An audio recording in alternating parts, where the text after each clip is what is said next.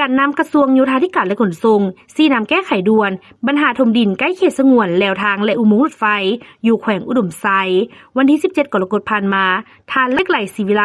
รัฐมนตรีกระทรวงโยธาธิการและขนส่งพร้อมด้วยคณะได้สมทบกับคณะแขวงอุดมไซ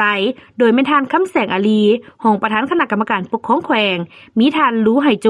อำนวยการใหญ่บริษัทรถไฟลาวจีนจำกัดและแผนกโยธาธิการและขนส่งลงกฎกาพื้นที่ตัวจริงอยู่เมืองไซแขวงอุดมไซเพื่อติดตามและแก้ไขปัญหาที่ส่งผลกระทบต่อแนวทางรถไฟการลงกฎกาครั้งนี้ได้สุ่มใส่2จุดสำคัญคือ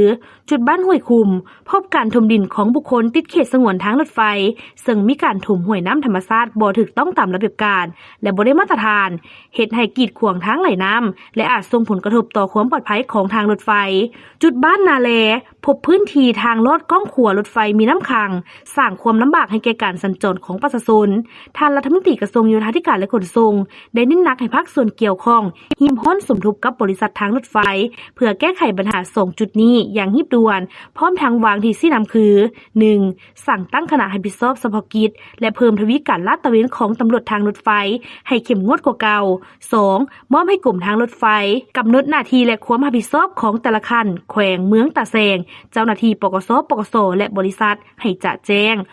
3. ออกระเบียบการคุ้มครองที่ดินตามแนวทางอย่างรัดกุมทุกการพัฒนาที่ดินของบุคคลนิติบุคคลหรือบริษัทในเขตดังกล่าวต้องได้รับอนุญาตก่อนลงมือเหตุ 4. สั่งปุ้นคู่มือคุ้มครองทางรถไฟติดป้ายห้ามในเขตสงวนและเผยแพร่ระเบียบการให้ประชาชนรับรู้อย่างกว้างขวาง 5. ให้บริษัททางรถไฟลาวจีนจัดกลไกพบปะกับคณะนำบรรดาแขวงที่ทางรถไฟผ่านเพื่อหัดแน่นการร่วมมือทานคำแสงอาลีรองประธานคณะกรรมการปกครองแขวงอุดมไซได้เสนอให้บริษัททางรถไฟ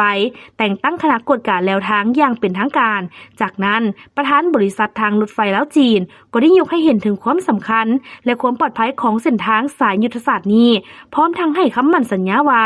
ยินดีจะเพิ่มทวีการกฎกาและปกปักรักษาเขตสงวนทางรถไฟอย่างเข้มงวดอย่างใดก็ตามท่านรัฐมนตรีกระทรวงโยธาธิการและขนส่งเน้นย้ำถึงความสำคัญในการปฏิบัติระเบียบการโดยเฉพาะแมนกฎหมายผังเมืองแมนจะเป็นกุญแจสำคัญที่ให้พื้นฐานโครงสร้างเป็นระเบียบจุบงามหับประกันโครงสร้างบ่ส่งผลกระทบต่อสิ่งแวดล้อมยกระดับชีวิตการเป็นอยู่ของประชาชนให้ดีขึ้นเทื่อละก้าว